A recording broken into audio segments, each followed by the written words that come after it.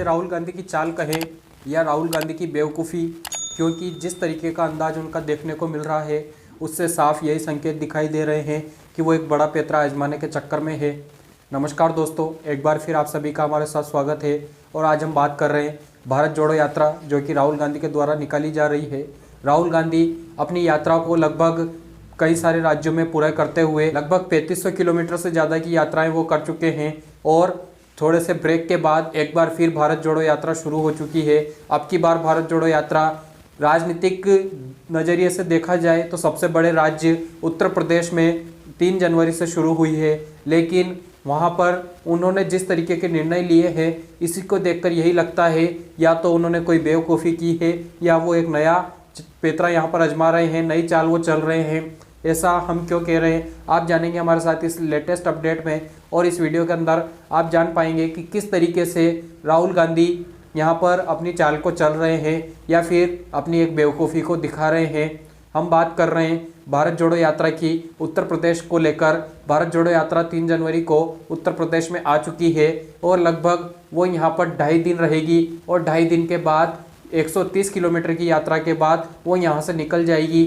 चूँकि एक तरीके से ये माना जाए तो भारत जोड़ो यात्रा दिल्ली से सीधे हरियाणा जा सकती थी, लेकिन उन्होंने यूपी को टच किया क्योंकि एक बड़ा राज्य यहाँ पर माना जाता है और ऐसा कहा जाता है कि दिल्ली की गद्दी यूपी के रास्ते से ही जाती है, यूपी से होकर ही दिल्ली की गद्दी संभाली जाती है।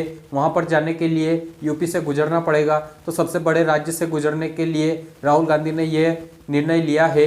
अब यहाँ पर देखें तो राहुल गांधी मात्र 2.5 दिन और 130 किलोमीटर की यात्रा यूपी में कर रहे हैं, क्योंकि सबसे बड़ा राज्य है। लगभग 403 विधानसभा सीटें हैं और लगभग यहाँ पर 80 लोकसभा की सीटें हैं, लेकिन मात्र कांग्रेस के पास 1 या 2 विधानसभा सीटों के अलावा कुछ भी यहाँ पर कांग्रेस के पास नहीं है, जहाँ पर इतना बड़ा वर्चस्व कांग्रेस अपना स्थापित खो चुकी है। 2022 के विधानसभा चुनाव को देखें तो यहाँ पर भी यूपी में प्रियंका गांधी के नेतृत्व में चुनाव लड़ा गया, लेकिन एक बुरी हार इतिहास में देखने को मिली। ऐसी हार जो कि इतिहास में दर्ज हो चुकी है वो प्रियंका गांधी के नेतृत्व में हुई है। तो क्या यहाँ पर राहुल गांधी एक बड़ा काम कर सकते थे, एक बड़ा एक्शन ले सकते थे? किस तरीके से उनको यहाँ पर प्रचार करना था, किस तरीके से लोगों के संपर्क में आना था, उन्होंने इस निर्णय को नहीं किया। उन्होंने मात्र 3 दिन के लिए यहाँ पर एंट्री ली है और फिर वो यहाँ से निकल जाएंगे। तो ऐसा उन्होंने क्यों किया? यहाँ पर हो सकता था कि एक बड़ा राज्य होने के कारण यहाँ पर उनको एक बड़ा स्थापित मिल सकता था, या विपक्ष का नेता 2024 में वो खुद को घोषित करवा सकते थे। खुद को वो 2024 में विपक्ष का नेता प्रोजेक्ट कर सकते थे। यहाँ पर उन्होंने अखिलेश यादव और जयंत चौधरी को भी शामिल होने के लिए न्योता दिया, लेकिन उन्होंने अपने निजी कारणों से उसके लिए मना कर दिया और उन्होंने कहा कि हम यहाँ पर इसको ज्वाइन नहीं कर पाएंगे।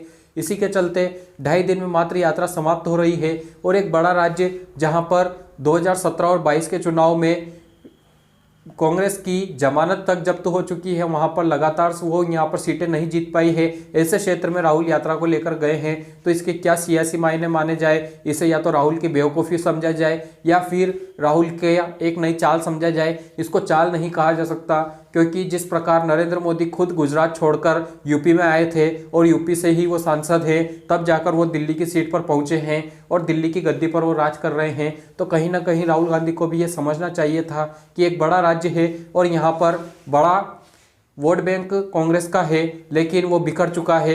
यहाँ पर सीधी टक्कर अब कांग्रेस की नहीं है। जिस प्रकार से 2022 का विधानसभा चुनाव बीता है और पिछला लोकसभा चुनाव बीता है, तो आने वाला 2024 का लोकसभा चुनाव भी इसी प्रकार यहाँ पर बीतेगा। कोई भी ज़्यादा हलचल यहाँ पर कांग्रेस के लिए देखने को नहीं मिलेगी।